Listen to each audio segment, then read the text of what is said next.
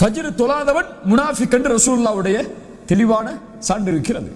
ஒரு முஃமின் தான் ஃபஜ்ர் தொழவில்லை என்றால் நான் முனாஃபிக்குடைய பட்டியலில் சேர்ந்து விட்டேனே என்று பயப்படுவான்.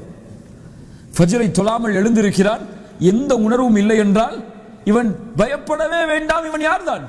முனாஃபிக் தான். அல்லாஹ் அக்பர். தவறுகளை செய்யும் பொழுது நான் நயவஞ்சகத்தில் இருப்பதால் தான் இந்த தவறை செய்கிறோம் என்ற எண்ணம் இல்லை என்றால் நாம் முஃமின் தான். நாம் முஃமினாக இருக்க முடியாது, முனாஃபிக்காகத்தான் இருப்போம். என்னுடைய சொல், என்னுடைய செயல் எல்லா நிலையிலும் வேறுபடுகிறது. யாரும் அதில் சுத்தமானவர்கள் அல்ல.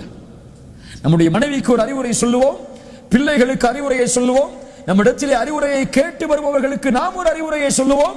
ஆனால் நமக்கு தெரியும் அந்த அறிவுரையில் நான் எந்த அளவு இருக்கிறேன் என்று.